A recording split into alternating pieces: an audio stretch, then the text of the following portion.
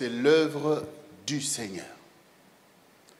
En tout cas, nous ne sommes pas venus pour nous distraire. Nous ne sommes pas venus pour perdre du temps. Nous sommes venus pour faire l'œuvre du Seigneur. Et c'est ce que nous allons voir ensemble. Sur la terre, comme nous l'avons compris tout à l'heure, il y a l'Esprit de Dieu qui est là pour faire l'œuvre de Dieu et il y a l'Esprit du monde qui est là pour faire des choses du monde. Et ces esprits qui agissent sur la terre focalisent aussi sur ta vie comme l'Esprit de Dieu qui t'a été envoyé pour te conduire dans toute la vérité, mais Satan aussi a emmené l'Esprit du monde pour te séduire, pour te manipuler et te piller tout simplement.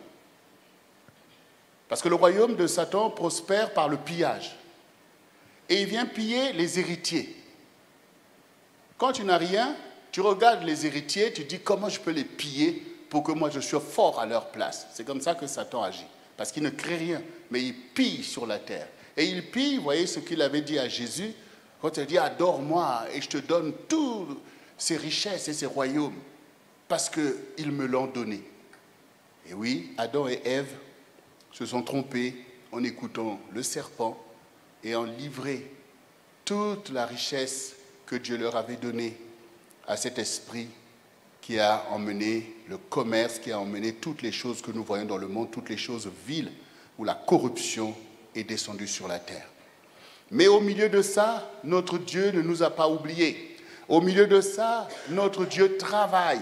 Au milieu de ça, Jésus est descendu et a payé le prix pour nous délivrer de toutes nos abominations, de toutes nos calamités, de toutes nos maladies, de toutes ces choses causées par le péché d'Adam. Et il a envoyé son Esprit Saint pour nous vivifier, pour nous rendre semblables à lui, afin que nous soyons d'abord des résistants à l'ordre de Satan et ensuite de ceux qui font déployer le royaume au détriment du royaume de Satan et pour renverser tous les impies qui servent le diable et laisser couler la guérison et la délivrance du peuple de Dieu. Mais ce qui est important au milieu de tout ça, c'est de comprendre l'œuvre que Dieu fait et d'être capable toi-même de rentrer dans l'œuvre de Dieu, de servir ton Dieu. Parce qu'en servant Dieu, tu sers ta cause. Parce que c'est lui qui est là pour toi. Oui.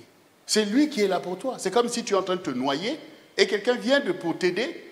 Et toi aussi, au lieu de travailler avec lui, tu continues à te couler toi-même. Non. Donc, il faut comprendre l'œuvre de Dieu.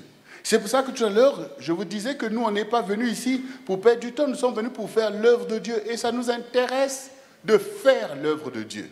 Ce qui veut dire que si l'œuvre de Dieu, c'est de pouvoir prier pour toi, t'encourager pour que tu réussisses, parce que c'est ça la volonté de Dieu, nous prendrons plaisir à le faire. Parce que c'est l'œuvre de Dieu et que cette œuvre n'est pas en vain. Tout à l'heure, pasteur Justin n'a parlé de Cyrus. Dieu a trouvé Cyrus. Ce n'était même pas un juif. Et Dieu nous dit que je t'ai choisi, je te prendrai par la main pour terrasser des nations devant toi, parce qu'il avait trouvé cette personne qui n'était même pas juive pour bâtir son œuvre et relever la nation d'Israël, pour rebâtir le temple. Donc Dieu est tout à fait capable de trouver quelqu'un qui n'existe même pas encore dans le sein de ta mère. Dieu a déjà désigné que c'est avec toi que je veux faire mon œuvre. Et donc, ça nous intéresse de faire l'œuvre du Seigneur là où elle doit être faite. Et quand le Seigneur nous a mobilisés, que l'œuvre doit prendre place à Brazzaville, à Pointe-Noire, au Congo, nous sommes là. Pourtant, je suis natif de ce pays. Je peux me dire, bon, je m'en vais chez moi, me reposer, me promener par-ci, par-là. Non, je suis venu faire l'œuvre de Dieu. Comme quand Dieu m'envoie dans tel pays, parce que c'est l'œuvre de Dieu et que j'ai intérêt à l'œuvre de Dieu. S'il n'y a pas l'œuvre de Dieu, il n'y a rien qui va m'intéresser. Mais quand il y a l'œuvre de Dieu, je sais que les promesses de Dieu connaîtront leur accomplissement. Parce que nous travaillons tous, nous participons à être une génération qui relève la bannière, qui relève l'espérance du peuple de Dieu, qui ramène la gloire de Dieu au milieu d'une génération. Et c'est à cela que nous pouvons tous espérer à l'accomplissement des promesses. Nous pouvons tous espérer que la pluie va tomber, que la rosée du ciel va descendre, qu'il y aura de l'espérance pour chacun, qu'il y aura un avenir. Parce que le Seigneur sort de sa cachette et revient pour régner, pour renverser tous ses ennemis, pour déstabiliser le royaume de Satan et libérer encore l'espérance des fils et des filles de Dieu. Donc nous sommes là pour faire l'œuvre de Dieu.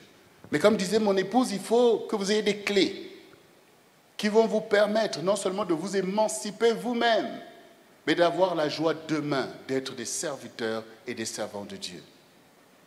Le royaume doit se déployer. D'abord, j'aimerais que nous puissions faire une lecture intéressante dans le livre de 2 Timothée. Dans le livre de 2 Timothée, il y a une parole qui vous concerne. 2 Timothée, chapitre 1. Et nous allons lire quelques versets. Voici ce qui est écrit. Et vous qui êtes aussi à la maison, où que vous soyez, soyez attentifs, parce que ce message vous concerne aussi.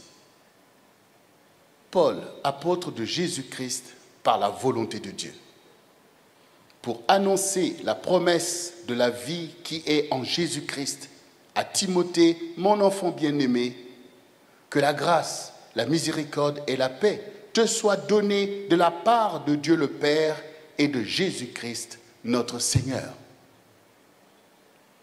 Je rends grâce à Dieu que mes ancêtres ont servi et que je sers avec une conscience pure. De ce que nuit et jour, je me souviens continuellement de toi dans mes prières, me rappelant tes larmes et désirant te voir afin d'être rempli de joie.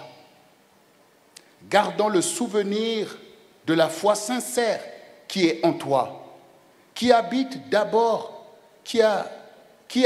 d'abord dans ton aïeul Loïs et dans ta mère Eunice, et qui, j'en suis persuadé, habite aussi en toi. C'est pourquoi je t'exhorte à ranimer le don de Dieu que tu as reçu par l'imposition des mains. Car ce n'est pas un esprit de timidité que Dieu nous a donné, mais un esprit de force, d'amour et de sagesse. N'aie donc point honte du témoignage à rendre à notre Seigneur, ni de moi, son prisonnier, mais souffre avec moi pour l'Évangile, par la puissance de Dieu, qui nous a sauvés et nous a adressé une sainte vocation, non à cause de nos œuvres, mais selon son propre dessein, et selon la grâce qui nous a été donnée en Jésus-Christ avant les temps éternels, et qui a été manifestée maintenant par l'apparition de notre Seigneur Jésus, qui a détruit la mort et mis en évidence la vie et l'immortalité par l'Évangile. C'est pour cet Évangile que j'ai été établi prédicateur et apôtre, chargé d'instruire les païens. Et c'est à cause de cela que je souffre ces choses, mais je n'en ai point honte, car je sais en qui j'ai cru. Et je suis persuadé qu'il a la puissance de garder mon dépôt jusqu'à ce jour-là. Retiens donc la foi et dans la charité qui est en Jésus-Christ, le modèle des saintes paroles que tu as reçues de moi. Garde le bon dépôt par le Saint-Esprit qui habite en nous.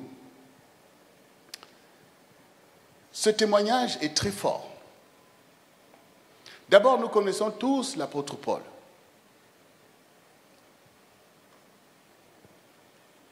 C'est vraiment une personne qui a travaillé de telle sorte que nous sommes là.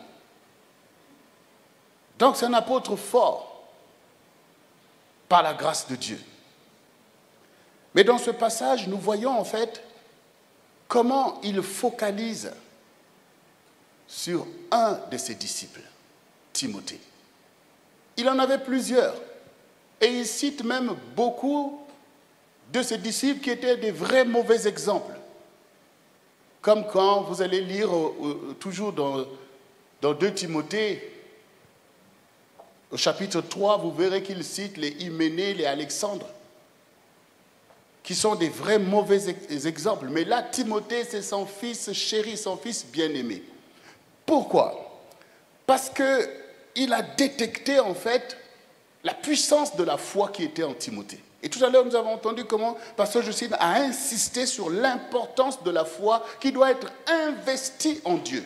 Donc, ici, nous voyons qu'il cite les parents de Timothée. C'est-à-dire que la foi est un héritage important, même dans la famille. Il lui rappelle que tes aïeuls étaient déjà des serviteurs de Dieu et qui ont servi le Seigneur fidèlement et que la foi qu'ils avaient est en toi, j'en suis persuadé. Et il se rappelle de son engagement sincère, de ses larmes. Et il éprouve de la joie de revoir ce disciple parce qu'il comprend lui-même l'importance de la foi dans l'œuvre de Dieu. Si une telle foi manque, une foi sincère en Dieu, les choses de Dieu ne peuvent pas avancer. Parce qu'il y a beaucoup d'hypocrites. Beaucoup sont dans la duplicité et croient impressionner Dieu par leur apparence. Mais là, il nous montre qu'au contraire, c'est cette foi qui est au-dedans de toi, cette foi sincère qui connaît Dieu, qui craint Dieu, cette foi dans laquelle Dieu peut investir de grandes choses, cette foi sur laquelle Dieu peut se lever pour renverser les œuvres de l'ennemi, les œuvres pernicieuses du diable. Et toi qui es là, toi aussi tu es appelé à être Timothée. Tu es appelé à être Timothée. Peut-être que tes parents aussi avaient déjà servi Dieu avec crainte. Ou peut-être pas. Mais les appels de Dieu sont pour nous tous en fait. Le Seigneur dit beaucoup d'appelés, peu d'élus. Et l'apôtre dit que oui, il faut que tu sois fier de cette foi parce que c'est un don puissant que Dieu t'a donné et un héritage vivant pour ta vie, une direction que tu dois suivre. Donc n'aie pas honte de l'évangile. Parce que sur la terre, il y a la corruption du diable. Où tu peux avoir honte des choses précieuses de Dieu. Parce que le diable veut tourner ces choses en dérision. On va toujours dire, oui, toi tu es trop dans les choses de Dieu. Toi tu es trop ceci, toi tu... Mais en fait, c'est les attaques du diable. Parce qu'il voit le dépôt de la foi que Dieu a mis en toi. Parce que ce n'est que la seule chose qui peut toucher Dieu, il n'y a que la foi. Il n'y a que la foi, ta foi qui peut toucher Dieu. Il n'y a rien que tu peux faire qui va impressionner Dieu. Rien. Rien en fait. Certaines personnes croient que quand tu pries, tu commences à dire « Seigneur, mon Dieu !» Tu crois que c'est ça qui va l'impressionner? Même si tu gonfles ta voix, ça ne va pas. Il n'écoute même. Enfin, il te voit à l'intérieur. Voilà. Il te voit à l'intérieur. Tous les sens, comme disait Pasteur Jocelyne, les sens, c'est pour communiquer entre les uns et les autres. Si je parle, si j'ai besoin du micro, c'est pour que vous puissiez m'entendre. Parce que ça va passer par vos oreilles. Mais Dieu, ce n'est pas dans cette dimension qu'il se trouve, en fait. Dieu, il voit ce qui est au fond de toi. Dieu est esprit. Donc, il pèse ton esprit, en fait. Il pèse ton esprit. Mais la foi est dans l'esprit. La volonté est dans l'esprit. La connaissance est dans l'esprit. Le discernement est dans l'esprit. Donc, Dieu voit ces choses et il en connaît la valeur. Nous voyons dans la Bible, il y avait un roi, le fils de Nabuchodonosor, qui se vantait. Et puis, une main est sortie et a écrit des paroles sur le mur. Et ces paroles voulaient dire, quand on appelait Daniel pour expliquer, il dit Dieu t'a pesé, il t'a trouvé léger. Voilà. Beaucoup de gens sont légers en fait. Spirituellement, il n'y a rien. Mais ici, l'apôtre dit à Timothée que spirituellement, tu es lourd devant Dieu.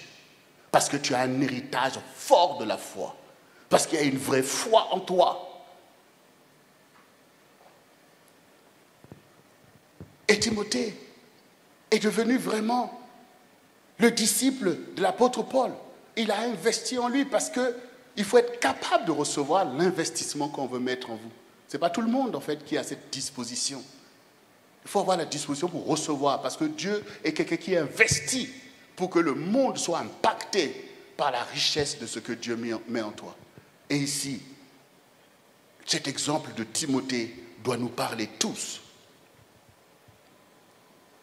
Il faut donc passer, comme disait Pasteur Jocelyne, de la dimension des sens, c'est-à-dire de Adama, la terre, à la dimension de l'esprit. Et c'est ce que le Seigneur dit, que celui qui est né de nouveau, il est comme le vent. Ce n'est plus Adama, c'est comme le vent. On l'entend, on le sent, mais on ne sait pas d'où il vient ni où il va. Il est dans d'autres paramètres. Voilà. Il est dans l'esprit, il devient disciple de Jésus. Il est dans la communion du Saint-Esprit. On n'est plus dans les mêmes références dans lesquelles le diable peut avoir, en fait. Si tu restes dans la dimension de l'intellect, le diable va te manipuler. Il est le champion de ces choses-là. Il est le champion de ces choses. Comment il arrive à amener toutes les calamités sur la terre, si ce n'est pas parce qu'il manipule les intellects même des grands de ce monde pour aller inventer des idéologies et des choses bizarres. Donc, ce n'est pas là que tu peux vaincre Satan. Ce n'est pas par tes petites réflexions. Non. C'est en étant toi-même disciple du Seigneur, en étant oint par le Saint-Esprit et conduit par le Saint-Esprit. Et là, il est complètement déphasé. Parce qu'il ne sait pas ce que Dieu va faire. Satan ne sait jamais ce que Dieu va faire. Voilà. Il ne sait pas, en fait. Il peut commencer à faire des choses, il dit oui, il monte, mais il sait lui-même que quand Dieu va se lever, il ne sait pas comment il va renverser tout ça. Mais il va le faire. C'est pour ça que vous voyez dans l'exemple de Goliath. Mais Satan avait instrumentalisé Goliath pour terroriser les enfants d'Israël. Et bien tous, ils étaient en train de trembler. Le roi Saül, qui était supposé être le roi d'Israël, l'armée de l'Éternel, n'était pas en harmonie avec Dieu.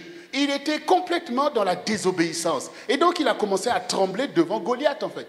Et du coup, les Philistins étaient contents. Eh bien oui, on est plus fort que les Israélites. Goliath est là avec leurs idoles. Ils étaient en train de se pavaner. Mais bien sûr, Saül, parce qu'il a désobéi. Mais Dieu se garde toujours un reste. Dieu sait toujours trouver ses fidèles. Et Dieu a trouvé le petit David. Et il a envoyé devant Goliath. Donc Goliath s'est dit, mais attends, il n'y a plus de soldats, on m'envoie cet enfant. Mais je vais donner ton foie aux oiseaux.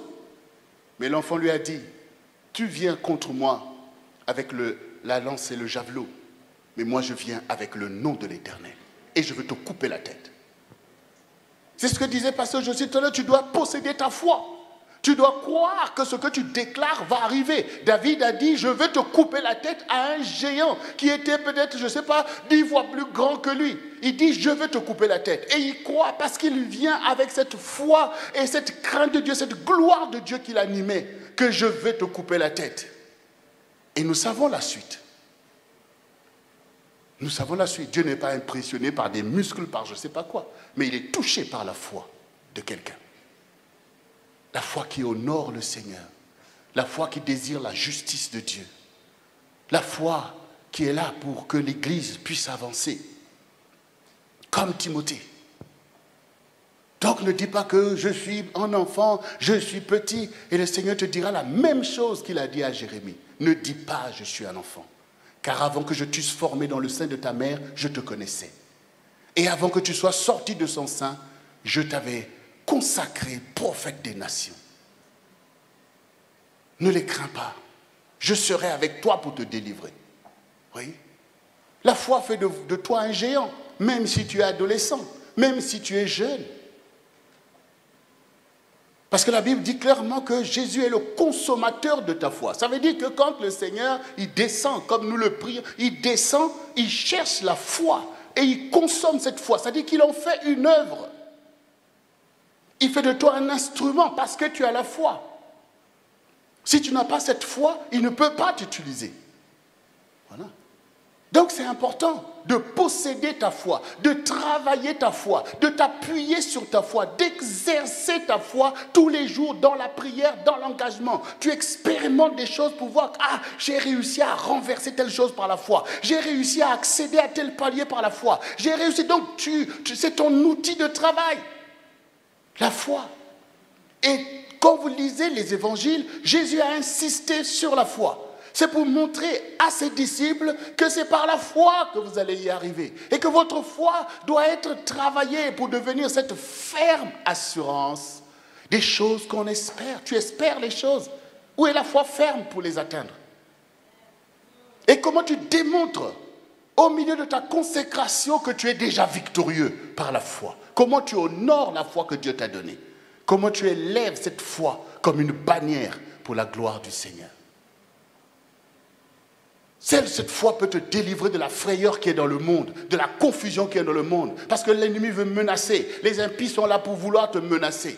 Mais cette foi est un rempart. Comme David n'a pas eu peur de Goliath. Parce qu'il était plein de foi. Alors n'aie pas honte. Tu as la grâce d'appartenir au Seigneur. Tu as la grâce d'être dans l'église du Seigneur Jésus-Christ. Et il n'y a que par l'évangile que nous sommes sauvés. Il n'y a que par l'évangile que nous sommes sauvés. Et donc l'évangile est important pour nous. Nous ne pouvons pas venir dans l'église du Seigneur sans connaître l'évangile et sans nous engager dans l'évangile du Seigneur. Le monde est un monde religieux. La religiosité a toujours été là. Donc ne crois pas que le fait d'être religieux, d'appliquer des choses religieuses, que c'est ça qui te sauve. Non, ce qui te sauve, c'est l'évangile de Jésus. Alors l'évangile, tu dois le connaître et le pratiquer. Parce que s'il suffit d'être religieux, ça veut dire que toutes les religions, tout le monde est sauvé alors. Oui. Les athées, comme on dit les athées, il n'y a pas des athées. Il n'y en a pas, des vrais athées, il n'y en a pas. Tout le monde fait semblant, mais il croit dans des choses. Ce sont des vrais religieux qui dorment dans des cimetières, dans des choses bizarres. Même s'ils ne viennent pas à l'église, vous croyez que c'est des athées. Vous croyez qu'ils croient en rien? Donc ce n'est pas ta religiosité qui fait la différence. Ce n'est pas la religiosité, c'est la connaissance de Dieu. C'est ta foi qui fait la différence. C'est la foi. Vous croyez que Goliath ne croyait pas en ses idoles? Mais c'est la foi de David qui a fait la différence. Parce que sa foi a été placée dans le vrai Dieu. Donc c'est aussi ta foi en fait. Le fait que tu connaisses le vrai Dieu, avec la foi que Dieu t'a donnée, qu'est-ce qui va t'empêcher d'accéder aux promesses de Dieu? Ce n'est que ta propre négligence. Toi, si tu veux être religieux, quand Dieu veut t'engager, tu ne t'engages pas. Quand on t'enseigne la parole de Dieu, tu ne la pratiques pas telle qu'on te l'a enseignée. Et tu crois que Dieu est impressionné par la religiosité, parce que tu viens à l'église ou parce que tu fais les signes des croix ou je ne sais pas quoi? Mais non, en fait. Non. Non, bien-aimé. Alors, ce passage nous aide à comprendre le message que le Seigneur nous envoie aujourd'hui. Ce message est intitulé « L'intérêt pour l'œuvre du Seigneur ». L'intérêt pour l'œuvre du Seigneur. Parce que ce que l'apôtre est en train de mettre en évidence ici, c'est l'intérêt de Timothée pour l'évangile. L'intérêt de Timothée pour l'œuvre de Jésus. C'est pour ça qu'il lui dit que n'aie pas honte de l'évangile, parce que Satan travaille à vouloir t'empêcher de porter l'évangile comme une bannière, comme le sens de ta vie. Il veut t'empêcher de t'intéresser réellement à l'évangile. Parce que Satan sait que si Jésus n'a pas de disciples comme Pierre, comme Jean, comme Jacques, comme ces autres-là, les autres, les religieux, là, c'est même les religieux qui l'ont livré à Pilate pour le crucifier. Donc Satan sait que si on se contente de la religiosité, amen, amen, ce n'est pas ça qui va déstabiliser son royaume. Mais ce dont il craint, c'est des gens qui croient comme ont cru les premiers apôtres.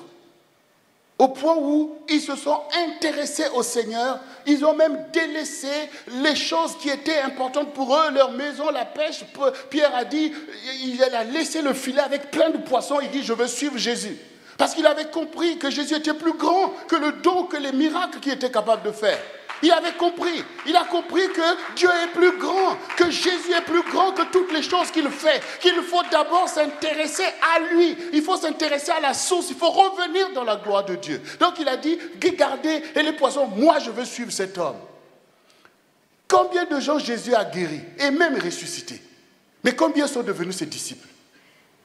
Combien sont devenus ses disciples?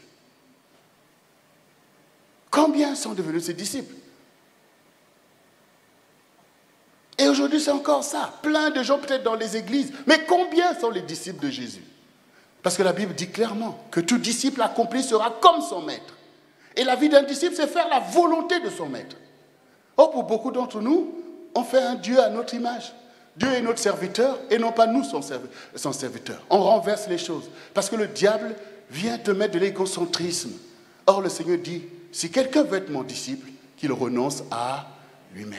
Aujourd'hui, on voit même dans l'Église, vous voyez, le diable crée toujours des idéologies qui sont de l'ivraie. Dans l'Église, aujourd'hui, on voit le développement personnel. Il y a tout un tas de choses. Oui, toi, oui, c'est toi. On focalise sur toi. Alors que Jésus dit le contraire. On veut faire croire aux gens par de la pensée positive. Que oui, c'est toi. Comme si Dieu, tout c'est toi. Au lieu d'enseigner les gens à renoncer à eux-mêmes pour être comme Christ. Et donc on voit des choses au milieu des assemblées qui ne sont pas dignes en fait. Des gens devenus en fait fanatiques d'eux-mêmes. Impossible de servir la cause véritable de l'évangile. On devient comme des païens qui se rassemblent là, chacun en train de chercher son intérêt. Non, il faut être comme Timothée. Il faut servir le Seigneur. Il faut que tu saches c'est quoi la cause de l'évangile. Il y a une cause de l'évangile. Il y a un intérêt à avoir pour l'œuvre du Seigneur. Jésus est venu pour faire son œuvre. Il a donné sa vie et pour sauver l'humanité. Donc, il a une cause qui lui appartient, c'est de sauver l'humanité. Mais comment il va le faire s'il n'a pas de disciples qui croient en lui et qui veulent faire sa cause? Si maintenant, nous venons ici, pasteur Jocelyne et moi-même, Dieu nous envoie pour établir le centre du réveil chrétien ici. Il y a une cause qui va avec. Il y a une cause qui va avec. Si cette cause ne vous intéresse pas, comment l'œuvre va prendre corps et réussir? Si vous êtes là que pour vous-même, que vous ne portez pas la cause du ministère qui est néanmoins venu pour vous.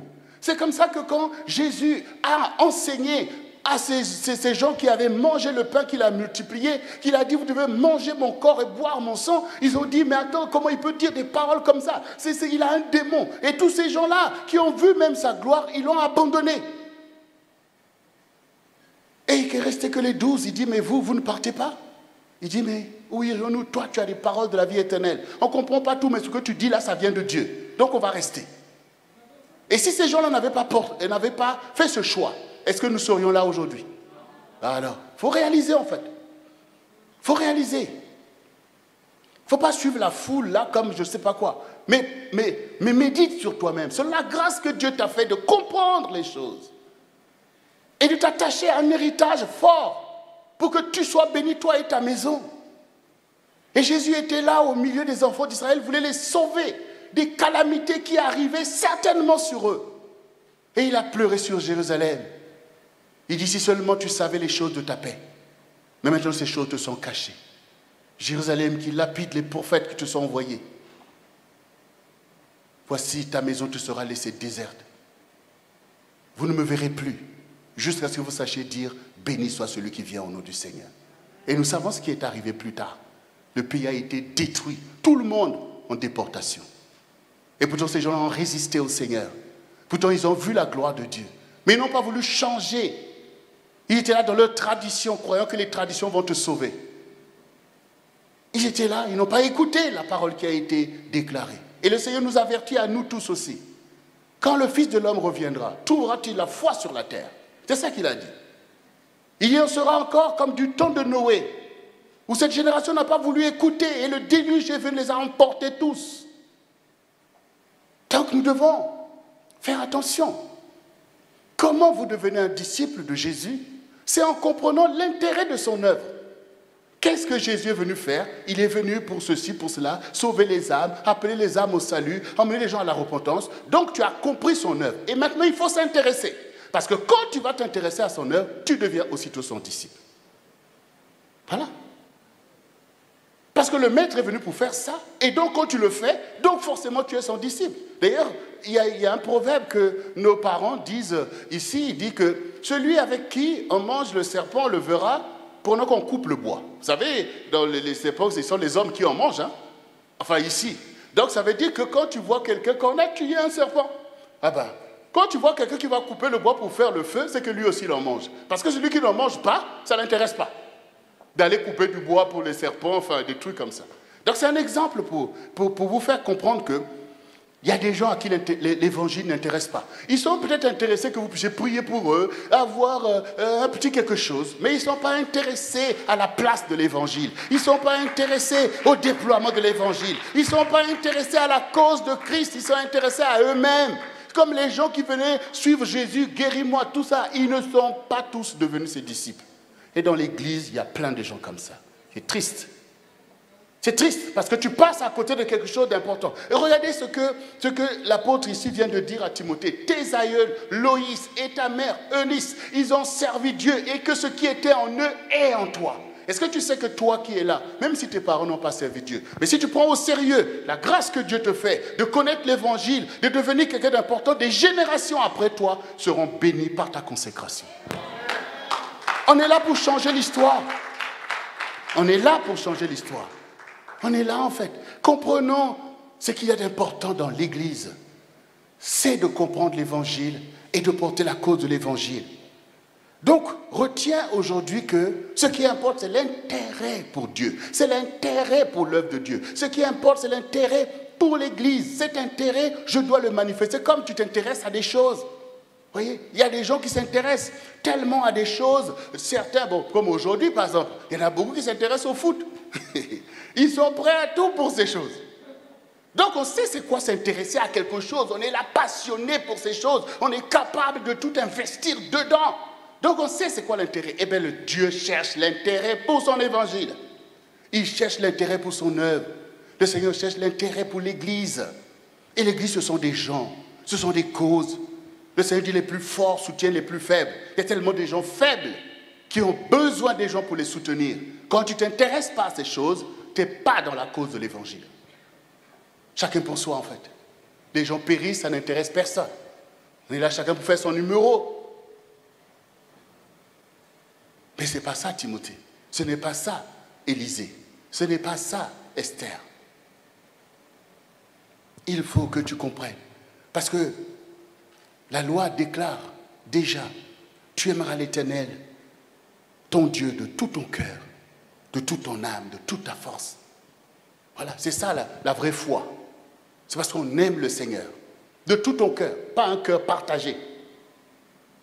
De toute ton âme, pas une âme qui désire les choses du monde et après, de temps en temps, ah, Dieu, moi aussi, je suis là. Non, de toute ton âme, c'est Dieu que tu veux. Et de toute ta force, ça dit, tu t'engages. Tu t'engages dans les choses. Pas seulement, Amen, Alléluia, quand il faut faire des choses, il n'y a plus personne. De tout ton cœur, de toute ton âme et de toute ta force. Ça veut dire que tu utilises ton corps, devient un instrument pour servir le Seigneur. Pas un instrument pour faire les choses du diable. Donc il faut rentrer dans cette dispensation pour devenir comme Timothée en fait. La foi et l'amour, ça va ensemble. Et ici, dans Jean 14, le verset 21, le Seigneur nous dit, « Celui qui a mes commandements et qui les garde, c'est celui-là qui m'aime. Et celui qui m'aime sera aimé de mon Père. Je l'aimerai et je me ferai connaître à lui. » Donc, l'amour de Dieu, ce n'est pas une pensée en fait. « Oh, je pense que j'aime Dieu. » Non, c'est parce que tu prends ses commandements. En fait, tu es intéressé par ces commandements. Ah, le Seigneur a dit de ne pas faire telle chose. Eh bien, ça m'intéresse de ne pas le faire. Parce qu'il a dit. Et que je l'aime. Et que je connais qui il est. Parce qu'il se fait connaître à moi par mes commandements. Quel est le père qui ne donne pas des commandements à son enfant? Qui ne dit pas à son enfant, ne touche pas ça, ne va pas là. On laisse comme ça parce que, bon, ben voilà, Dieu va nous laisser faire tout ce qu'on veut. Ah, il est bon. Mais c'est très dangereux. C'est très dangereux en fait. Quel enfant va venir maintenant, vous le laissez faire, il va toucher le feu, il va marcher par-ci. Donc, un père qui t'aime, il te donne des commandements. Parce que ces commandements te montrent ce que tu dois faire et ce que tu ne dois pas faire. C'est logique en fait. Pourquoi on peut penser qu'on est là dans les choses de Dieu et on fait ce qu'on veut? Tout ça, c'est bien, on mélange le tout. Je sais ces choses. Mais c'est pour ça qu'on n'y arrive pas en fait. Et le diable trouve des portes. Et les mêmes oppressions sont toujours là. Les mêmes pillages sont toujours là. Les mêmes échecs sont toujours là. Mais aujourd'hui, comprends Comprends aujourd'hui. Le Seigneur dit, celui qui garde mes commandements, c'est celui qui m'aime. Ça veut dire que si tu dis que tu m'aimes, ça se voit par le fait que tu gardes mes commandements, mes prescriptions. D'ailleurs, la mission qui a été donnée à l'Église, allez et faites de toutes les nations des disciples, les baptisant au nom du Père, du Fils et du Saint-Esprit, et enseignez-leur à garder ce que je vous ai prescrit. Enseignez-leur à garder ce que je vous ai prescrit. Il y a des prescriptions de Dieu pour ta vie. Les gens qui servent le diable, vous pensez que le diable ne leur prescrit pas des choses? Des choses qu'ils obéissent. Hein? Et toi qui sers Dieu, tu n'as pas... Quel disciple n'a pas des prescriptions? C'est même le principe d'un disciple, c'est d'être enseigné par son maître. Disciple, ça veut dire être enseigné. C'est quelqu'un qui est enseigné, pas quelqu'un qui vit au hasard des chemins et tout. Non, c'est quelqu'un qui est enseigné, donc il instruit. Et Jésus n'a jamais appelé autre chose que des disciples. Et même des soldats. Donc ça n'a rien à voir avec la légèreté dans laquelle on marche là, à longueur de journée, puis après, « Oh Seigneur, tu n'as rien fait pour moi. Oh Seigneur, maintenant c'est toi qui marches n'importe comment. » Tu mets souvent ta vie en danger. Le diable n'attend que ça en fait. Parce que tu penses que Dieu te donne des prescriptions. Et là, le Seigneur te dit, et comment parce que quand vous n'avez pas cet amour, tout ce que vous entendez, ça se libère en fait. Parce que par exemple, la foi, vous n'allez pas l'acheter quelque part. Cette foi est déjà en vous. Mais il faut libérer cette foi, il faut travailler cette foi, il faut fortifier cette foi. L'amour, c'est la même chose. On libère l'amour, en fait. On libère, on s'appuie sur cet amour, on regarde selon cet amour, et cet amour prend tout son déploiement. Donc, ne vous inquiétez pas, en fait, des choses que, moi, c'est vraiment celui-là qui marche n'importe comment. Mais maintenant, tu entends une parole, parce que la foi vient de ce qu'on entend. Et ce qu'on entend, c'est la parole du Seigneur. Ce qui importe, ce n'est pas ce que tu as fait avant, ce que tu vas faire à partir de maintenant. Parce que le Seigneur dit, si tu entends ma parole, n'endurcis pas ton cœur. C'est quoi endurcir le cœur? C'est continuer à marcher dans les aberrations alors que Dieu te parle. Oui? C'est comme quelqu'un qui est en train d'aller vers le précipice. On te dit, hey, stop, hey, qui me parle? Mais arrête-toi, on va t'expliquer quelque chose. Et puis, boum, tu vas aller tomber là. C'est pour ça que le Seigneur dit, n'endurcis pas ton cœur si tu entends ma voix, car je frappe à ta porte. Et si tu ouvres, je rentrerai, je souperai avec toi. Ça veut dire que le Seigneur va venir t'expliquer les choses. C'est comme il a dit que je me ferai connaître à lui. Dieu va commencer à t'expliquer le royaume, expliquer même ta propre vie, les enjeux, les choses en fait. Dieu ne cherche que ça. Mais il faut que ton cœur se dispose. Il faut sortir la rébellion de ton cœur. Il faut arrêter le mimétisme des gens que tu vois. Il ne faut pas suivre des gens qui n'ont rien à voir avec Dieu. Voilà, il faut être différent en fait. Il faut être différent comme Timothée. Il ne faut pas suivre même des religieux hypocrites. Il faut être comme Timothée, en fait. Il faut savoir choisir des exemples. Voilà. Les générations là dont Jésus pleurait sur Jérusalem, c'est des religieux, ils ont tous péri. Ils ont péri. Mais ici, l'apôtre parle. Et quand maintenant nous comprenons que tu aimes Dieu, ben, il faut accepter cet amour. Il faut l'accepter simplement. Oui, il faut l'accepter. C'est comme par exemple, vous savez qu'un homme peut aimer une femme et puis ne pas avouer cet amour et puis ne pas s'engager en fait. Donc vous aussi, vous pouvez sentir l'amour de Dieu, mais si vous ne vous engagez pas, cet amour ne produira pas la force qu'il doit produire. Donc si aujourd'hui, maintenant tu entends ces choses, tu dis, ah oui, moi je vais libérer mon amour pour Dieu. Parce que jusque-là, peut-être tu avais honte. Jusque-là, toi aussi tu voulais faire, ou tu n'avais pas des enseignements, tout simplement. Mais car bon, je comprends que je dois libérer mon amour pour Dieu. Moi aussi, je n'ai pas honte de l'évangile parce que c'est une puissance qui me sauve. Regarde toutes les choses auxquelles l'évangile t'a délivré. Les choses dont tu as honte aujourd'hui. Donc, tu dois te réjouir. Il faut sortir de la confusion pour dire oui, j'appartiens au Seigneur. Et parce que dans le livre de Romains, il nous est montré en fait la consécration que doit avoir les disciples du Seigneur dans l'Église.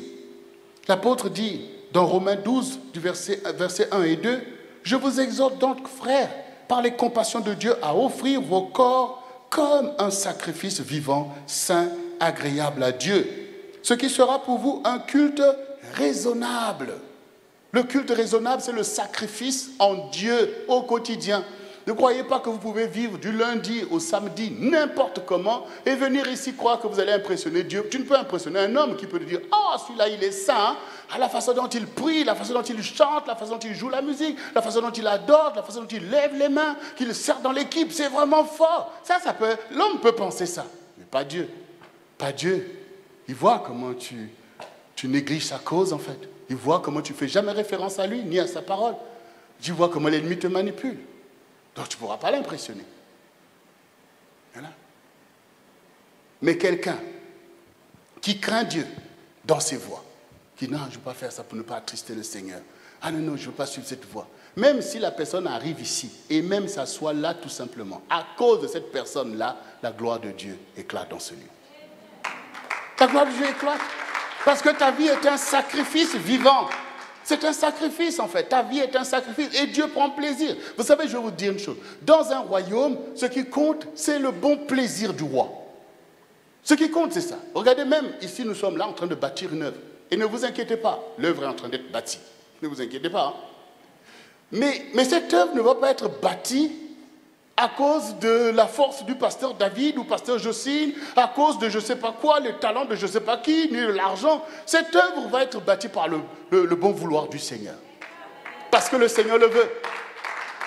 Donc, si vous avez compris ça, vous avez besoin de comprendre que ce qui importe dans le royaume de Dieu, c'est de plaire au Seigneur. C'est-à-dire, fais de l'Éternel tes délices et il accomplira ce que ton cœur désire. Il te donnera ce que ton cœur désire. Ça veut dire que ce qui importe, c'est de toucher le Seigneur. Et le Seigneur, tu le touches au quotidien.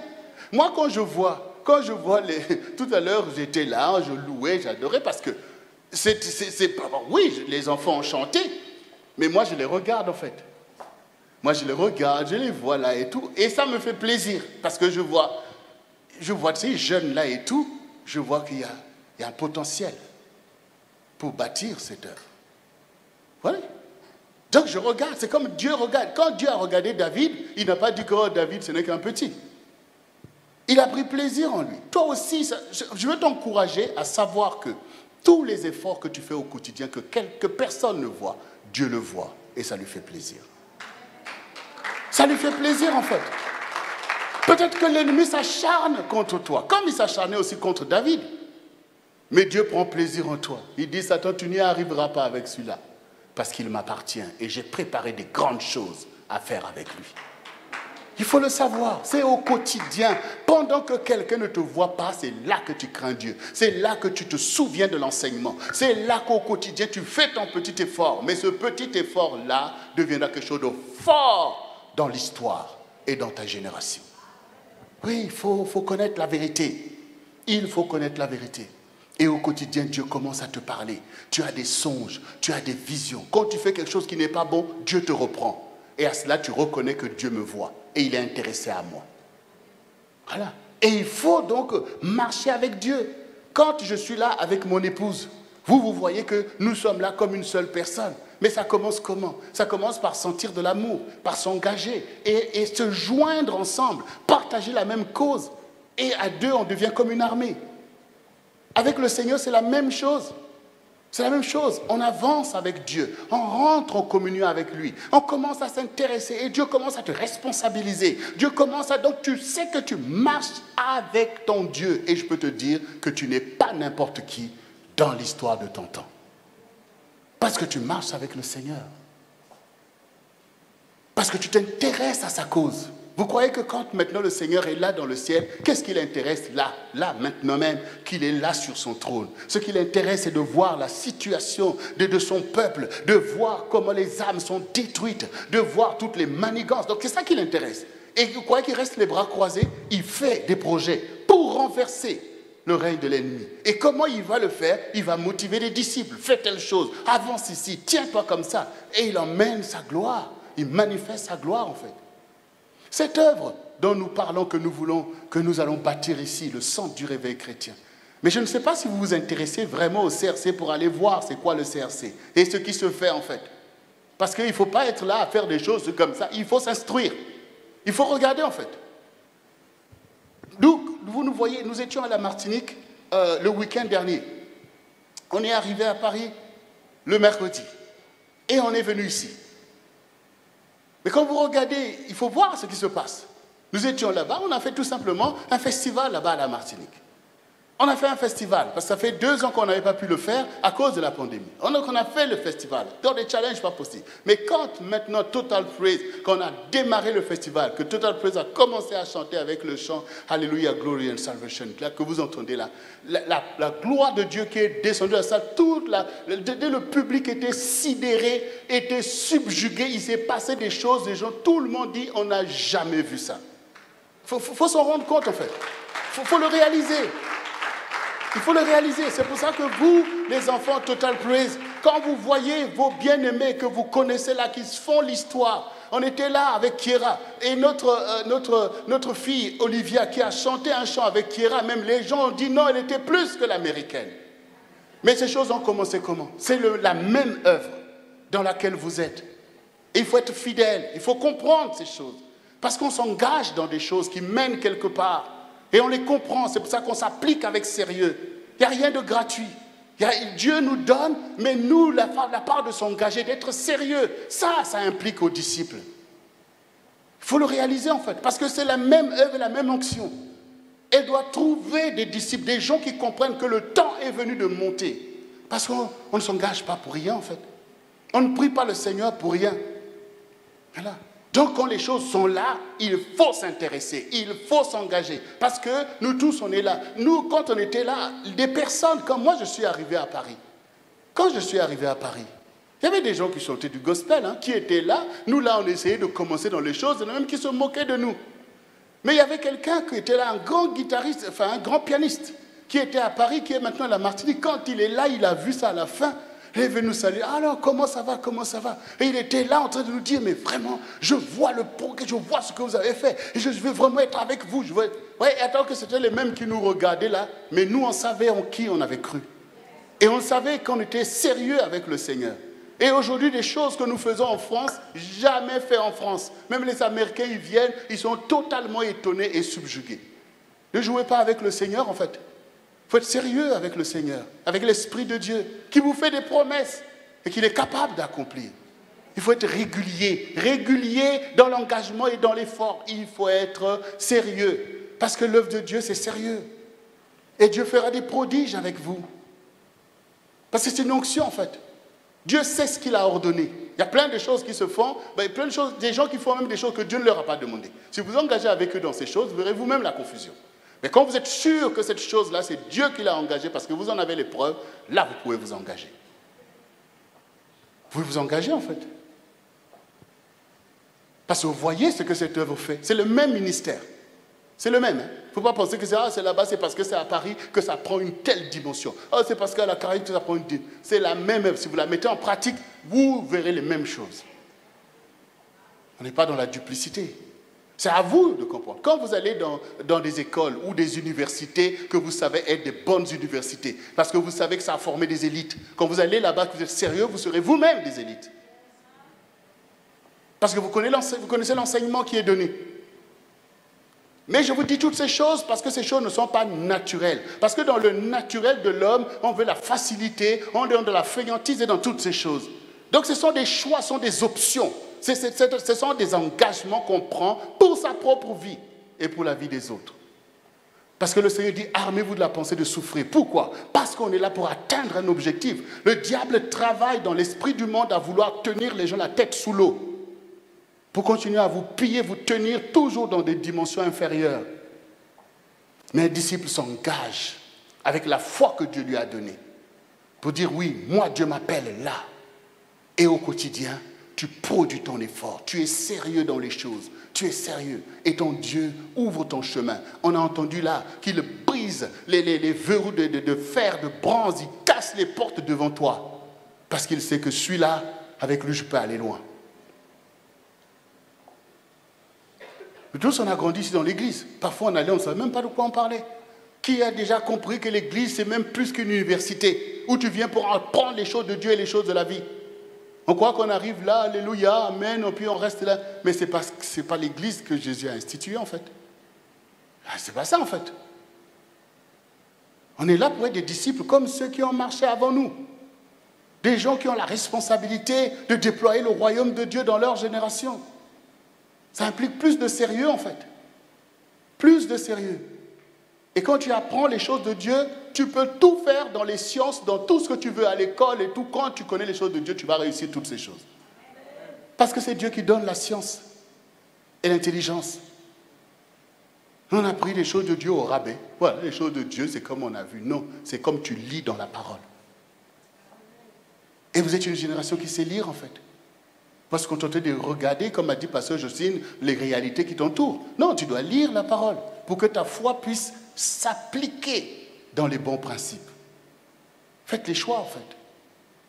Et tout est possible à celui qui croit. Tout est possible, bien-aimé. Tout est possible. Tout est possible à celui qui croit. Tout est possible.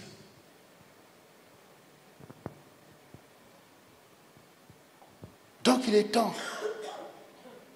de s'intéresser. Parce que le Seigneur nous a donné des enseignements capitaux par rapport à notre propre vie de disciple. Il a dit, ne vous inquiétez pas des choses auxquelles les païens s'inquiètent.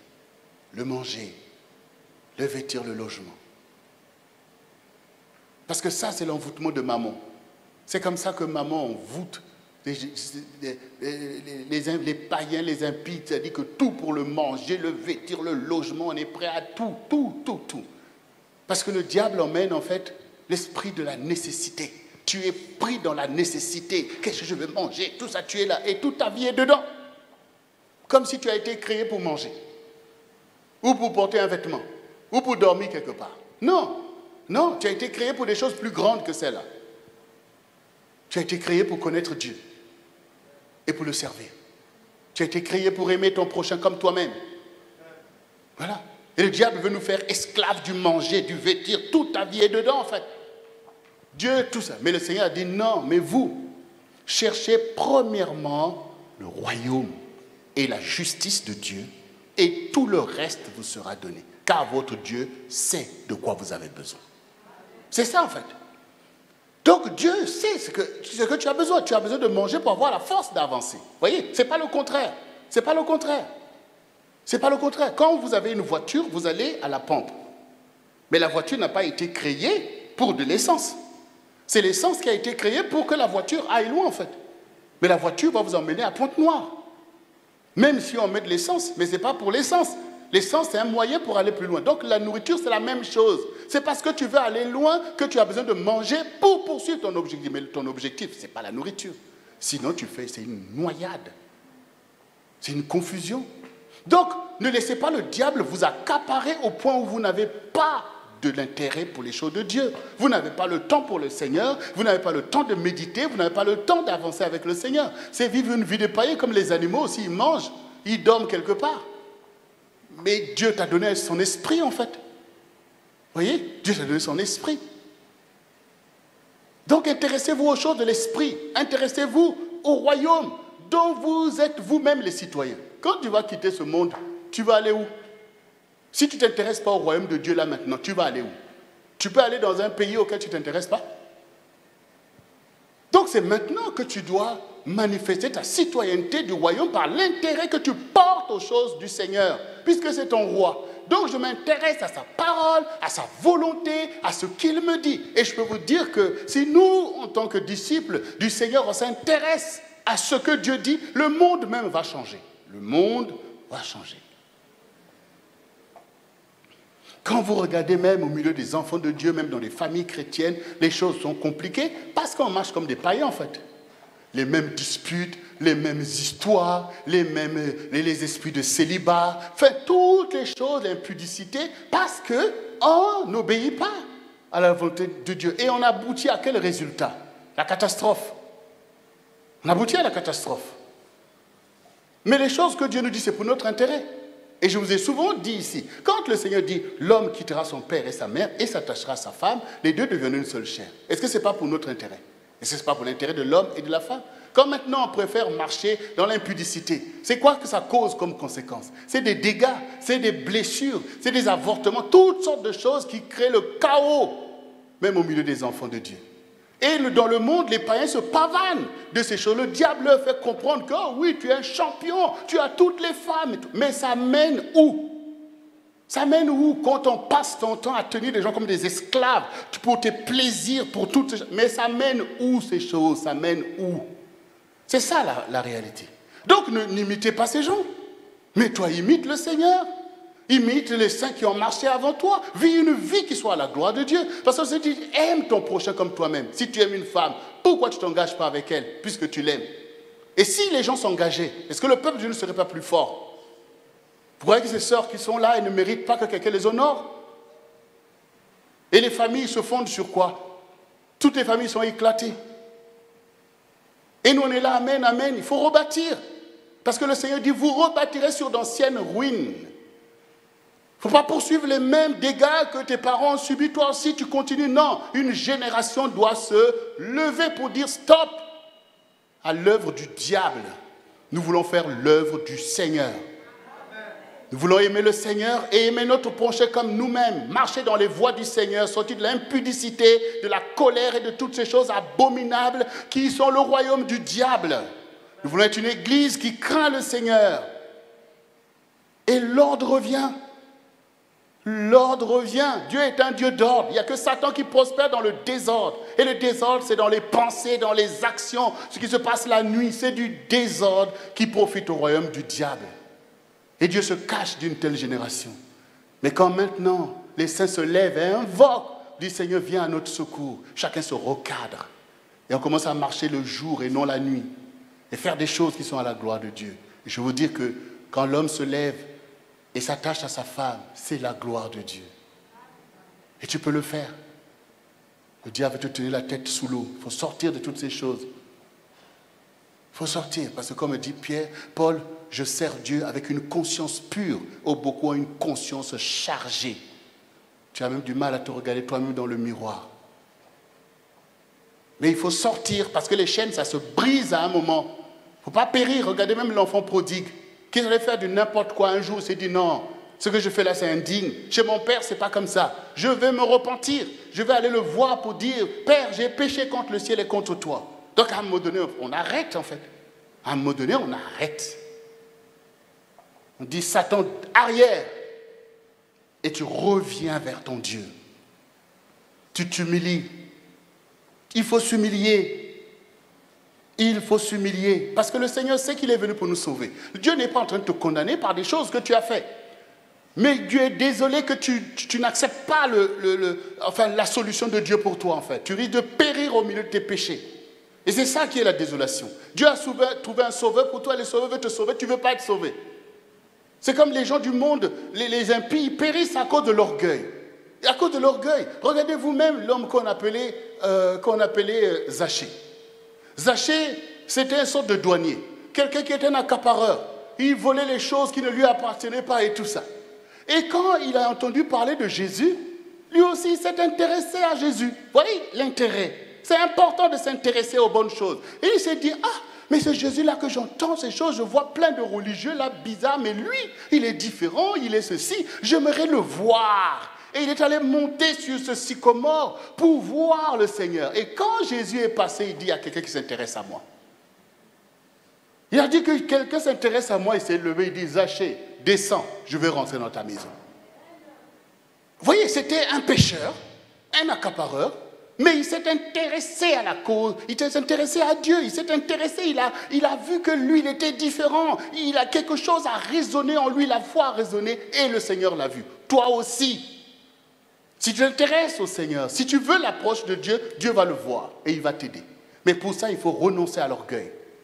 Parce que Zachée, forcément, il a renoncé à l'orgueil. Parce que quelqu'un comme Zachée, il va monter sur un arbre. Mais non, mais je suis petit de taille, je ne pourrai pas voir, mais je vais quand même le voir. Il est monté. C'est de l'humilité, en fait. C'est de l'humilité. C'est de l'humilité, en fait. Il y a plein de Zachée, là, dans cette génération. S'ils pouvaient avoir un peu d'humilité, le Seigneur pourrait les sauver, en fait. De la corruption. Et d'une mort certaine qui les attend. Quand je parle de périr, ça veut dire mourir loin de Dieu. Exactement le diable, ce qu'il poursuit, c'est ça. Mais si, maintenant, les gens peuvent être au moins des Zachées qui au milieu de leur corruption, de leur méchanceté, de toutes ces choses, de toutes ces avidités des choses du monde, se dire, oui, Jésus, l'évangile, tout ça, pour dire, ah Seigneur, mais le Seigneur verrait, parce qu'on renonce à l'orgueil, on renonce à l'orgueil. L'orgueil, c'est du diable, te faire croire que tu es ceci, tu es cela, tu es ceci, tu es puissant, tu es ceci, c'est du diable exactement. Ce qu'il veut, c'est d'entraîner les âmes là-bas, mais il faut s'humilier. Et quand tu t'humilies vraiment, eh bien, le Seigneur, vous voyez, il a dit, Zachée, je vais rentrer chez toi. Et quand le Seigneur est rentré chez Zachée, il a changé. Il dit, maître, si j'ai pris à quelqu'un, je lui rends au centuple. Si j'ai pris, je rends. Vous voyez, donc, le Seigneur dit, je suis l'Éternel qui vous sanctifie. Tu ne pourras pas te débarrasser de tes péchés par toi-même. C'est que c'est le Seigneur qui va le faire. Mais il faut t'humilier et t'intéresser à lui, qu'il est ton sauveur. Il faut faire de Jésus ton sauveur personnel. Ton sauveur personnel. Ce n'est pas le sauveur que les autres. Ce n'est pas le sauveur, oui, mais mon sauveur personnel. C'est moi qui ai besoin d'être sauvé, en fait. Est-ce que tu réalises même que tu as besoin d'être sauvé? Aussi croyant que tu sois, chrétien que tu sois, tu as besoin d'être sauvé. Souvent, les religions ont besoin d'être sauvées. L'exemple même de l'apôtre Paul. Vous voyez? C'était un bon religieux, même le premier de sa classe. Mais Jésus l'a sauvé sur la route de Damas. Vous voyez? Il ne faut pas que Jésus, voilà, tu le vois toi aussi comme les gens qui étaient dans la foule. Et là, Jésus de Nazareth, toi aussi tu es là, dans l'église, alléluia Jésus. Mais il faut que tu rentres en contact avec lui. Il faut qu'il soit ton Jésus, ton ami personnel. Souvenez-vous aussi de Marie, Marie, la prostituée que Jésus a délivrée de 7 démons. Eh bien, Jésus est devenu l'ami de la famille. Vous voyez, Marthe, Marie et Lazare. Vous croyez que Jésus allait chez eux comme ça, tout simplement parce qu'il faut aller chez eux? Combien de gens voulaient que Jésus aille chez eux, même qui avaient de l'argent? Mais Jésus venait chez Marie. Il pouvait même dormir là-bas. Pourquoi? Parce que c'était ses amis. Et comment on devient ami du Seigneur? Par l'intérêt. L'intérêt que vous portez au Seigneur. L'intérêt à son royaume, l'intérêt à son église. Donc, il savait que je suis là-bas avec mes amis, des gens qui s'intéressent à moi en tant que Seigneur. Voilà. Toi aussi, ton histoire ne doit pas être seulement une histoire de la religiosité. Non, l'histoire d'une relation entre toi et ton maître. Que tu cherches, que tu connais, que tu crains et que tu sers. Ça serait une grande bénédiction pour toi et pour ta maison, et même pour ta génération. Il faut arrêter de se distraire, de perdre du temps. Tu ne sais pas de quoi est fait le lendemain. Mais pendant qu'aujourd'hui est là et que Dieu te parle, engage-toi. Il y a trop de choses qui doivent changer. Trop de préjudices qui doivent s'arrêter. Il faut des disciples. Il faut des disciples, des instruments que Dieu utilise pour renverser l'oppression de l'ennemi, pour amener la famille dans la lumière. Et d'ailleurs, ta vie le vaut bien, que Dieu puisse investir en toi. Tu mérites bien plus. Et Dieu t'aime et il veut faire de grandes choses. Mais de la même manière qu'un homme qui aime une femme, si la femme ne veut pas, il n'y a rien qui se fera. Même si Dieu t'aime, si tu ne l'aimes pas, rien ne se fera. C'est ça en fait. Il faut qu'on dise maintenant la vérité. Rien ne peut se faire. Puisque si tu n'aimes pas Dieu, tu vas forcément aimer autre chose. Ça veut dire que tu vas aimer l'esprit du monde. Et tu vas t'abreuver de ce que tu aimes. Mais si tu aimes le Seigneur, il va te sanctifier. Parce que tu seras en communion avec son Esprit Saint. Et ton être entier va devenir le temple du Saint-Esprit. C'est le royaume qui va se déployer en toi. Il est temps d'avoir ces disciples-là. Tout ce que tu fais, fais-le par amour pour le Seigneur. D'ailleurs, j'expliquais à mon épouse une vision que je voyais dans laquelle on expliquait à l'une d'entre vous, en tout cas, de notre fille ici, on expliquait en fait ce qui se passe en fait par rapport à l'œuvre de Dieu. Il y a des choses qu'elle ne comprenait. Je lui expliquais que, mais, tu sais, quand les gens se rassemblent au nom du Seigneur, peu importe leur nombre, mais s'ils se rassemblent au nom du Seigneur, il y a une onction corporative qui les enveloppe. Et puisqu'ils aiment le Seigneur, ils sont obligés de le servir. Et donc l'œuvre va avancer. C'est ça en fait. Quand vous voyez le CSA international, c'est parce que mon épouse et moi, on a aimé le Seigneur et qu'une onction est descendue sur nous.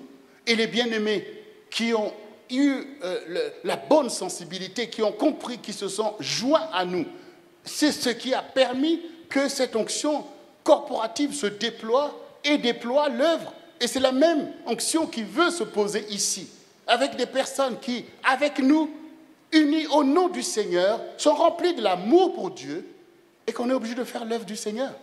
Vous ne pouvez pas aimer le Seigneur et ne pas faire son œuvre. Vous voyez? C'est ce que le Seigneur a dit à ses propres disciples. Il dit, aimez-vous les uns les autres, à cela on reconnaîtra que vous êtes mes disciples. Et que font des disciples? La volonté de leur maître. Donc, qu'est-ce qui va nous empêcher de faire l'œuvre du Seigneur ici à Brazzaville et au Congo, si nous sommes unis au nom du Seigneur et avec l'amour de Dieu?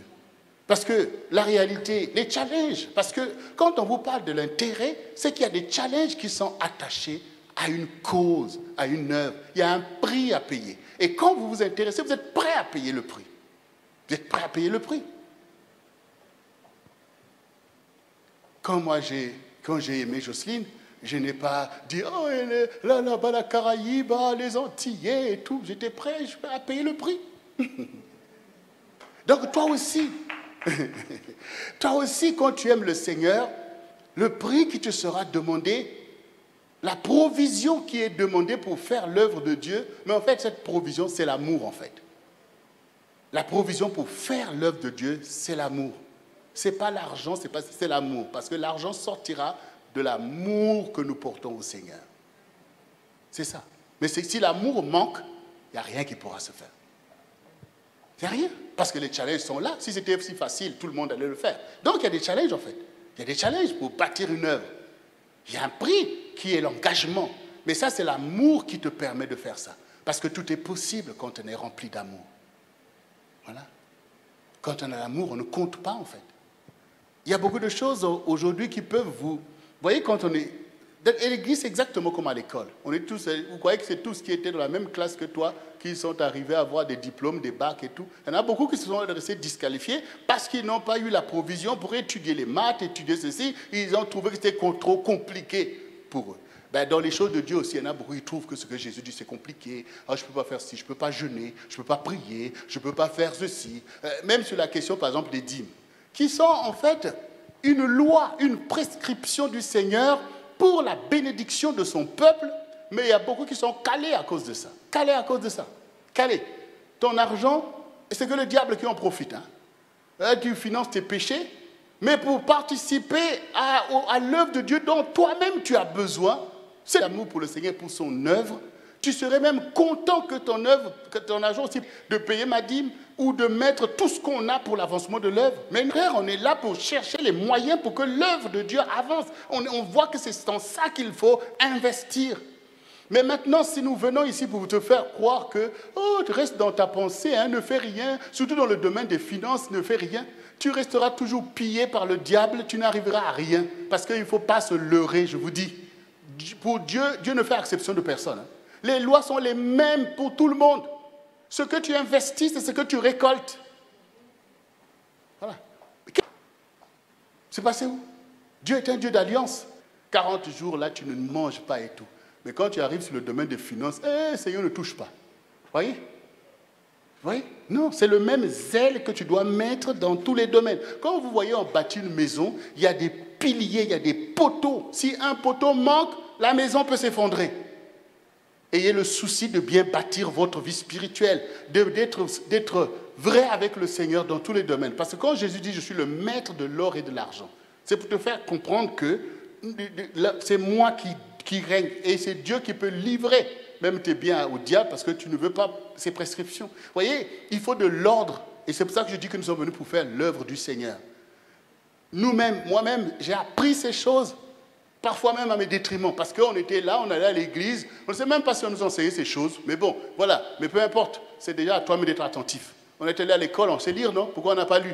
Et je me rappelle une fois, j'étais dans la galère, j'ai dit, mais Seigneur, on était serviteurs, regarde là, on n'a rien, on a du mal à payer notre loyer et tout, je commence à me plaindre. Je me dis, toi, tu payais tes dîmes? Donc, pour me faire comprendre que, mais oui, vous êtes là, marchez sans les principes de Dieu. Qu'est-ce qui empêche au diable de venir, en fait, vous piller, vous croyez qu'on rentre comme ça dans les bénédictions, dans les choses? sans appliquer les principes qui sont clairement enseignés dans la parole, eh bien, on a dû se repentir de ces choses. Et moi, je ne peux pas venir ici te faire croire que voilà, tu vas rentrer dans la gloire de Dieu sans t'enseigner les choses de Dieu, sur lesquelles tu vas prospérer toi et ta maison. Et ces choses, tu vas les apprendre, les appliquer et tu vas les enseigner à tes enfants. Parce que c'est ça l'héritage de la vraie foi. Vous avez vu les enfants d'Israël manquer de provisions? Ils connaissent ces choses et les appliquent systématiquement. Dans tous les pays où ils sont, ils seront les plus riches. Et la Torah, tu l'as. Les 5 premiers livres, c'est la Torah qu'ils appliquent. Voyez? Appliquez vous-même la parole de Dieu. Et vous verrez que Dieu n'est pas dans la duplicité. Il n'est pas dans la duplicité. Si tu veux avancer dans le domaine des finances, il y a des lois pour ça. Des principes. Vous voyez, les principes sont des choses qu'on ne change pas. Il y a un principe. La dîme, c'est un principe que Dieu a enseigné à Abraham. Et quand vous payez votre dîme, le diable te fait croire que, oh, mais si regarde, tu n'as que, voilà, il te dit, tu n'as que 10 000. Si tu donnes 1000 au Seigneur, mais tu n'auras plus rien. En fait, il veut garder ces 1000-là pour que Dieu aille financer le péché. Il sait lui-même qu'en le faisant, eh bien, le Seigneur va commencer à multiplier tes biens. Il le sait en fait. Donc ne vous appuyez pas sur vos pensées, mais apprenez. Soyez des vrais étudiants. Soyez des vrais disciples qui apprennent. Tout s'apprend. Apprends. Et tu n'apprends pas parce que pasteur David a dit. Mais fais ce que pasteur David a dit parce que c'est écrit dans la parole. Voilà. Je ne te dis pas de me suivre dans ma voie personnelle. Mais je suis là pour que tu suives la voie du Seigneur que moi-même je suis. Tout ce qu'on vous enseigne est écrit. Est écrit en fait. Vous voyez les choses qu'on arrive à faire, les gens se demandent, mais comment ils font ces choses-là? Et où est-ce qu'ils trouvent l'argent pour faire ces choses-là? Nous, on trouve les principes. Et Dieu fait sa volonté. Et on accepte des challenges pas possibles. On est capable de se mettre en difficulté pour la cause du Seigneur. Et c'est ce qu'ont fait ceux qui ont marché avant nous. Là, c'est ce que Paul est en train de dire à Timothée. Et chacun fait un choix pour son avenir. Moi, je vais avoir part avec le Seigneur. Et ma maison avec moi, ma famille. Et tous mes bien-aimés en aussi grand nombre que Dieu nous les donne à choisir Jésus. Voilà. Parce que Jésus, c'est lui, notre héritage. C'est lui qui nous confère la bénédiction d'Abraham. Et je veux vous dire que nous sommes loin d'être à la hauteur de l'amour qu'il a pour nous. Je ne veux pas avancer sur ce point, parce que le Seigneur m'en parle beaucoup ces derniers temps. Nous sommes loin d'être à la hauteur de l'amour que le Seigneur a pour nous.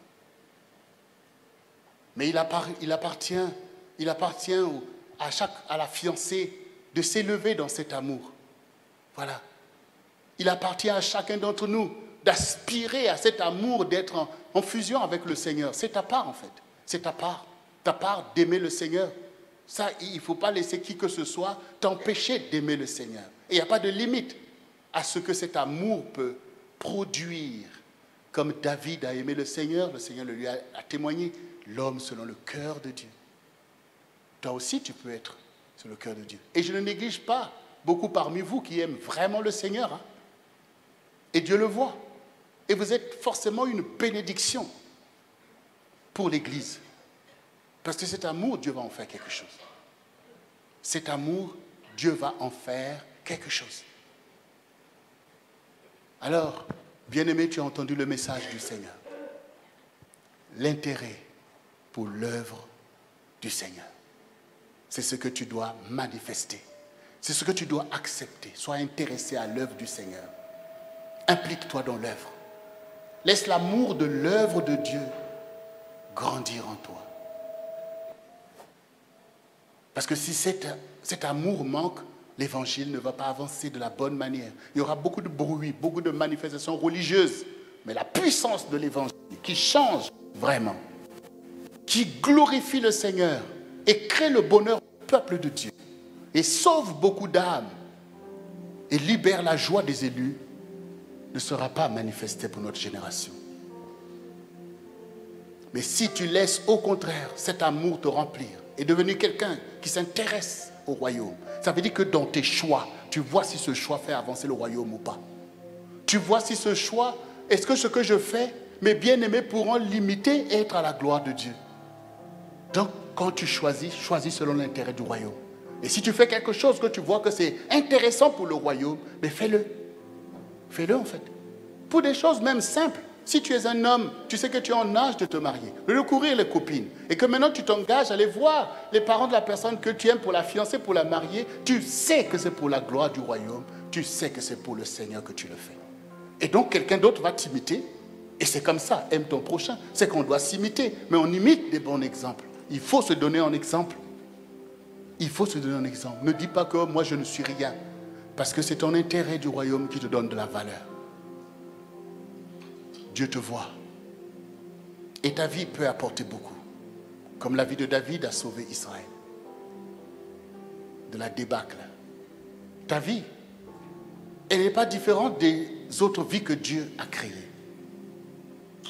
Ta vie a la valeur du sacrifice de Jésus. Donc prends ta propre vie au sérieux. Et fais que ta vie devienne un exemple. Parce que c'est bien de critiquer les autres. Mais ta vie aussi peut faire la différence. Et il faut veiller sur ta vie. Ne mettez pas votre vie en danger. Ne livrez pas votre vie au diable. Et comme vous vous livrez au diable, c'est par le péché. Parce que la Bible dit que l'aiguillon de la mort et l'aiguillon de le péché est l'aiguillon de la mort. Ça veut dire que c'est par le péché que la mort rentre. C'est par le péché que le diable trouve des portes. Mais quand tu commences à te sanctifier, eh bien, tu fais place à l'Esprit de Dieu. Parce que tu deviens quelqu'un sur qui l'Éternel se lève. Tout est possible à celui qui croit. Est-ce que tu crois que Dieu va le faire avec toi? Est-ce que tu crois que Dieu va accomplir ses promesses envers toi? Est-ce que tu crois que Dieu va t'utiliser pour l'avancement de son œuvre? Est-ce que tu crois que Dieu va t'utiliser pour faire avancer le CRC international ici à Brazzaville et au Congo? Si tu le crois de tout ton cœur, eh bien moi je le crois aussi. Moi je le crois que tu es la bonne personne. Que tu es la bonne personne. Oui, parce que tu t'engages avec le Seigneur. Alors, bien-aimé, si tu veux bien te mettre debout dans ce lieu, vous qui êtes aussi à la maison, vous mettez debout devant le Seigneur. Car le Seigneur dit, si tu entends ma voix, n'endurcis pas ton cœur. Mais engage-toi et le Seigneur est déjà engagé. Le Seigneur prendra plaisir. Il prendra plaisir. Il a le sang pour te purifier. Il prendra tes œuvres d'avant pour les jeter dans le ciel de l'oubli. Et il prendra plaisir à faire son œuvre avec toi, afin que sa gloire puisse éclater et que tu puisses te réjouir. Et que nous puissions nous réjouir aussi, parce qu'avec toi, l'œuvre va avancer. Les choses anciennes sont passées, voici, toutes choses deviennent nouvelles, parce que le Seigneur t'a envoyé un message. Et il est saint, et il sait que son œuvre va avancer, parce que ce que tu as entendu, tu ne l'as pas entendu comme un sourd, mais comme un disciple qui dit, Maître, j'ai reçu le message. Et déjà, Satan tremble déjà, parce que les portes de l'iniquité se ferment, mais les portes de la bénédiction s'ouvrent devant toi. S'ouvrent devant toi. Le Seigneur veut accomplir de grands témoignages au milieu de notre génération. Et c'est avec toi que le Seigneur va le faire. Lève-toi devant le Seigneur et répète avec moi ces paroles.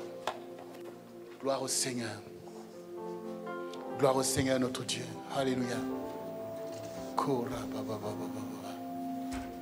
Bien-aimé, toi qui as entendu ces paroles, sache que Jésus, c'est la parole. Et que le Saint-Esprit est là pour accomplir la parole du Seigneur au milieu de toi. Et comme tu as entendu, ne doute pas, mais crois. Car c'est pour toi que Dieu nous a emmenés ici. Cette œuvre est là pour te servir de levier, pour rentrer dans les choses que Dieu t'a promises depuis longtemps. Car je vous ai dit que le temps favorable, c'est maintenant. Le temps favorable pour aller de l'avant. Alors répète après moi, bien-aimé. Seigneur Jésus, me voici devant toi, car j'ai entendu ta parole et je me sens concerné. Aujourd'hui, c'est moi le Timothée, parce que je m'engage pour l'intérêt de ton évangile, qui est une puissance pour me sauver, sauver ma maison, ma famille et ma génération. Ô Seigneur, je m'humilie devant toi, comme le fils prodigue qui s'est humilié et qui a été délivré. Je m'humilie, Seigneur, et je te demande pardon pour tous mes péchés, pour toutes mes œuvres abominables. Je viens vers toi, car tu es mon sauveur. Tu es l'agneau de Dieu qui ôte les péchés du monde et qui écarte mes transgressions. pour me relever, Seigneur, car je veux être ton disciple. Un disciple engagé véritablement à la cause de ton royaume. Je veux m'appliquer au royaume de Dieu et à ta justice, car tout le reste, tu me donnes, Seigneur. Aujourd'hui, j'ai entendu ta parole et je suis ta parole, car tu es mon berger. Les choses anciennes sont passées. J'abolis l'enfance spirituelle qui était dans ma vie et j'accepte la maturité pour marcher à faire ta volonté, à renverser le royaume de Satan et déployer le royaume du Seigneur. Merci pour ta miséricorde, car tu ne m'as pas condamné, tu ne m'as pas rejeté, Seigneur, mais tu es venu me sauver, car tu es mon sauveur. Seigneur Jésus, je crois en toi et je t'aime, Seigneur, de tout mon cœur, de toute mon âme et de toute ma force. Et aujourd'hui, Seigneur, je n'ai pas honte de ton évangile. J'en suis fier, Seigneur, car tu t'es souvenu de moi et tu m'associes à ton œuvre, Seigneur. C'est une grâce pour moi, Seigneur. Merci, Père, pour ta parole qui devient chère en moi. Prends plaisir, Seigneur, à me conduire en nouveauté de vie, Seigneur, car les choses anciennes sont passées. Je renonce à Satan. Satan, tu sors de ma vie. Je renonce à toi et à ta manipulation. Je renonce à ta corruption et je renonce à l'esprit du monde. Au nom de Jésus, Saint-Esprit, viens maintenant même et conduis-moi dans toute la vérité. Rends-moi fort pour l'évangile de Jésus-Christ et fais de moi un disciple sincère et consacré au Seigneur. Merci Saint-Esprit. Merci pour ta grâce. Je crois dans tes promesses et dans leur accomplissement. Maintenant même, j'ai reçu l'accomplissement de tes promesses et je le verrai s'accomplir dès maintenant même. J'ai reçu et je suis béni, car ma foi est affermie. Elle est une ferme assurance des choses que j'espère et démontre maintenant même les choses qu'on ne voit pas. Merci Seigneur, car les choses qui étaient dans le monde spirituel viennent maintenant dans le monde naturel pour me bénir selon la bénédiction de Abraham, de Isaac et de Jacob, que je détiens en Jésus-Christ, mon Sauveur et mon Rédempteur. Je te donne toute la louange et toute la gloire à toi, agneau de Dieu, assis sur le trône.